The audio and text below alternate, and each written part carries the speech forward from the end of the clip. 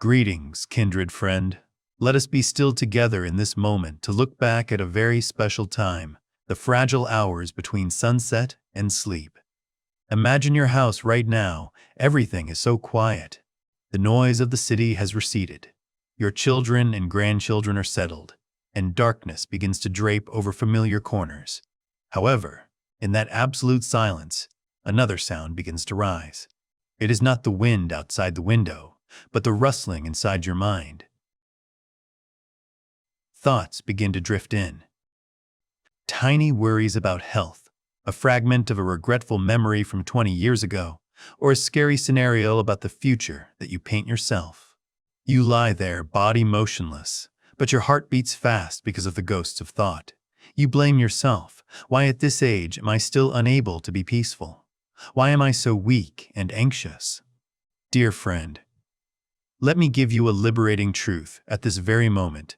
Anxiety is not a failure, not a punishment, and certainly not a sign of weakness. In fact, anxiety is a signpost. In the ancient wisdom of the Buddha, suffering is not for us to fight or chase away, but for us to understand. When you strive to chase away anxiety, you only make it stronger.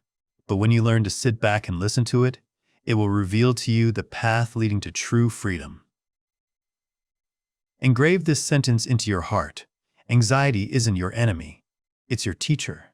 In today's journey, I want to share with you one powerful thought, a single spiritual key from the teachings of the Buddha that helps you extinguish internal turmoil and find a brilliant rebirth right in this very silence.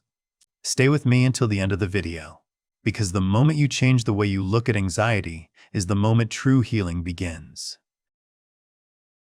The roots of anxiety, the art of loosening the hands. In the wisdom of the Buddha, anxiety is not a random phenomenon. It stems from two deep-seated habits of the mind that we perform every second, every minute, without even knowing. I call these the two pincers of suffering, attachment and aversion. Imagine your mind right now is like a hand. Its instinct is to grasp. We clutch tightly to youthfulness, clutch to comfort, clutch to familiar relationships, and especially clutch to an old image of ourselves from 10 years ago. We believe that if we hold on tight enough, time will stop. That is attachment. Conversely, when things we do not desire appear, such as illness, loneliness, or the changes of old age, the mind tries its best to push them away. We resist reality with all our remaining energy. Dear friend, it is exactly the tug-of-war between wanting to keep on one side and wanting to push away on the other that creates a terrible pressure on your nervous system. The Buddha left a simple teaching that contains the power to turn the universe. Whatever is subject to arising is subject to ceasing. He wanted to remind us that everything is impermanent, and suffering arises the very moment we try to make temporary things eternal. Let me tell you the story of Tom, a Navy veteran I had the chance to know. Tom spent his whole life on discipline and strength. For 40 years, not a single day did he miss his 6 a.m. walking habit. That was not just an exercise, it was his identity, a healthy man who never fell. However, after a serious hip injury, Tom could no longer walk. During the long nights that followed, anxiety began to attack him. He lay there, eyes closed, but his mind screamed incessantly. He was not just hurting in his hip, he was hurting because he was losing the strong version of himself. He strove to resist the reality that he was weakening, and that resistance turned into a storm of anxiety that exhausted him. Only when Tom learned how to loosen the hand clutching the past did he realize a liberating truth. His suffering did not come from the hip wound, but from his refusal to accept that a season of life had closed. Engrave this truth into your heart. Our suffering is not born from change itself, but from our refusal to let go of how things used to be. Tonight, as you lie down, try to perform a small exercise of tolerance. Look at the worries making you toss and turn and ask yourself, am I striving to hold on to something that is past, or am I trying to push away a truth that is present? I invite you to loosen your shoulders, loosen the hand clutching the blanket, and whisper, I allow everything to take place according to its own rhythm. I let go of control, let go of expectations for an old perfection. When the grasp of the mind loosens, you will see that anxiety no longer has a point to cling to. It will pass like a breeze, leaving a peaceful space where your heart can truly rest. The thought that sets you free. This is also just a thought. Try observing your mind right now, as if you are standing on a bridge looking down at a rushing waterfall below. Do you see the thoughts swirling and flowing? There is an extremely dangerous habit that most of us fall into. We believe that as long as something appears in our head, it must be the truth. We consider thoughts as commands, as reality, as our very selves. However, in Buddhist wisdom and even modern brain science, thoughts are not reality. They are just echoes of habits, neural impulses, or simply the leftover ghosts of the past. Understand this awakening truth. Don't believe everything you think. Let me tell you about Marlene, a 76-year-old woman I once accompanied. Every night, Marlene was besieged by an army of what-if questions. She lay there, looking at the dark ceiling, and her mind began to weave a web. What if tomorrow I fall and no one knows? What if I start losing my memory and forget the names of my grandchildren? These thoughts were so strong, they made Marlene tremble, keeping her nervous system in a state of red alert. But do you notice something? At that very moment, Marlene was still lying safely in her warm bed. She was still alert and healthy. Those disasters had not happened yet. They were only taking place on the screen of her mind. Anxiety always starts from a single thought.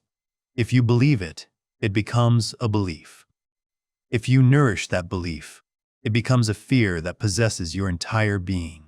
The secret of Zen masters is not making thoughts disappear, but learning how not to identify ourselves with them. This is the art of non-self in daily practice. Tonight, when a scary thought visits, I invite you to try a small yet powerful exercise. Instead of being swept into its waterfall, step back a pace and whisper, this thought is not me. It is just a thought. Learn to become a tolerant observer instead of a weary sentry. When anxiety comes, perform these 3 simple steps. Step 1, notice. Recognize that a thought is appearing. Do not run from it. Step 2, label. Call it by name gently. This is a thought about falling, or hello anxiety, you are here again. When you label it, you strip it of its power over you. Step 3, let it pass. Imagine that thought is like a cloud flying across the sky. The cloud can be pitch black, can be gloomy, but it can never hurt the sky that is you. When you practice this labeling and detachment, you will realize a miraculous silence. In that silence, your nervous system will find the safety to begin the regeneration process. You will see that you do not need to fight with the mind to have peace. Peace is always there, right behind the clouds of thought, just waiting for you to realize you are the vast sky, not the temporary storms passing through. Mindfulness, the anchor amidst the mental storm. Dear friend, anxiety is actually a time traveler. It always steals you from the present to take you to a future that has not yet happened, full of uncertainties and risks. We lie on a soft bed, but our mind is wandering in the murky days 10 years from now. The Buddha once taught, do not dwell in the past. Do not dream of the future. Concentrate the mind on the present moment, because the present is the only home where you can actually live. To better understand the power of the present home, listen with me to the story of Frank.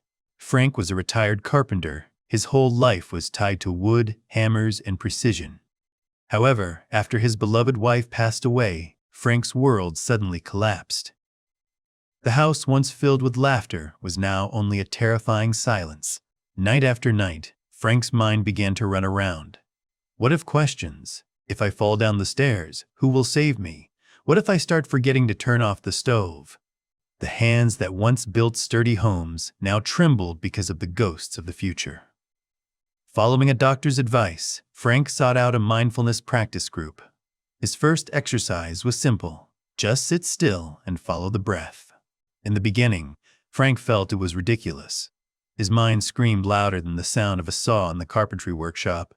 But he persevered. Day after day, Frank began to notice tiny details he had long forgotten: the feeling of cool air touching his nostrils when inhaling the warmth from the teacup in his palms, or the sound of sparrows chirping on the porch in the early morning. Frank realized a shocking truth. The worries about falling or forgetting the stove were storms howling out there. But right now, as he was inhaling and exhaling, he was fine. He was still safe. Frank no longer tried to chase the storm away. He simply realized, we are not the storm. We are the vast sky containing that storm. The storm can be violent, but the sky is always eternal and silent. Tonight, I invite you to perform Frank's ritual. Just spend 5 minutes sitting or lying very comfortably. Close your eyes and bring all attention to the breath. Do not try to control it. Just let the breath soothe you like a slow ocean wave. When an anxious thought pulls at you, gently identify it, then use the breath to bring yourself back. Feel the weight of the body being supported. Feel the warmth of the skin and the silence of the room. You will see that each breath became an anchor. That anchor will keep you standing firm, not letting the water sweep you away toward the murky future or the painful past. When you are fully present in the here and now, anxiety will automatically disintegrate because it has no ground to dwell in within the brilliance of reality. Compassion, kindness to yourself. Dear friend, listen to your inner voice whenever insecurity approaches. Does it often whisper bitter words like, "Why am I so weak? Shouldn't I be stronger at this age? It's shameful to let small things break me down"? Your generation grew up in Stoicism, an era that worshipped the strength of silence and endurance. You were taught to always be a support for others, to suppress emotions, to fulfill duties. That toughness helped you go through many ups and downs, but in old age, those long suppressed emotions begin to rise in the form of anxiety. And then, the old instinct urges you to fight it, to feel guilty because you are weakening. Let me tell you the story of Ruth, a retired nurse now 79 years old. For over 40 years in a white uniform, Ruth was the symbol of calmness and devotion. She cared for thousands of patients, witnessed many scenes of life and death without flinching. However, when she retired and returned to a silent house, anxiety began to surround her. Ruth felt stuck. She blamed herself. "I used to save people, yet now I am afraid of even my own shadow?" During a psychological practice session, the instructor asked Ruth to perform a simple action: place a hand over her heart. The teacher told her to close her eyes and repeat this sentence: "May I be kind to myself at this very moment." At first, Ruth felt it was ridiculous and selfish. She had spent her life being kind to others. She did not know how to do it for herself. But when the warm hand touched her chest, tears began to fall. Ruth realized that her anxiety was not a mistake, but a tired child needing to be soothed after a long journey of carrying burdens. Tonight, I invite you to practice Ruth's compassion. Instead of chasing anxiety away with anger, receive it with gentleness. Remember that the path to peace is walked with tenderness. The thought that destroys anxiety: you are not your own emotions. Dear friend, notice how we usually talk about our fears. We say, "I am anxious," or "I am an insecure person." When you use the words "I am," you have inadvertently performed a dangerous action. You identify your entire precious being with a temporary psychological state. You turn anxiety from a guest passing through into the master of the house. But ancient wisdom teaches us a completely different perspective. In Buddhist philosophy, there is the concept of anatta. He taught that every emotion, every thought, and even fear does not have a fixed entity that is I or mine in it. Understand this liberating truth. Anxiety is something you experience, not something you are. Let me tell you about Walter, an 82-year-old man who lived in overwhelming fear after his lifelong wife passed away. Walter felt swallowed by loneliness. He told me, "I am fear. Fear has become my flesh and blood." I invited Walter to perform a small but revolutionary shift in consciousness. Whenever the wave of anxiety struck late at night, instead of saying, "I am afraid," look at that fear and whisper 3 mantras. This is not mine. This is not me. This is not myself. Walter began to practice. At first, fear still came, still made his heart beat fast. But this time, he no longer ran away. He sat there, observing the fear like observing a rain through the window. He told himself, this is the feeling of anxiety taking place in this body. But Walter the observer is still here, silent and safe. It was exactly this act of detachment that destroyed the power of anxiety. When anxiety is no longer licensed by you to master your identity, it will gradually lose energy and automatically disintegrate. Tonight, I invite you to perform this leap of consciousness. When insecurity visits, smile at it like smiling at a black cloud flying across the sky. Tell yourself, not me, not mine. When you realize you are the eternal vast sky, not the gloomy clouds of anxiety, you will see an unprecedented infinite freedom. You will see that anxiety cannot hurt you unless you allow it to become your identity. My kindred friend, after all the stories and techniques we have just shared, I want you to engrave the most compassionate truth. Peace is not a distant destination, nor is it a reward you must fight hard to get. Peace is actually a returning. Our healing journey is based on 3 sacred pillars that you can carry into your sleep tonight. First is awareness, so you can recognize worry as a teacher, a passing guest rather than your own self.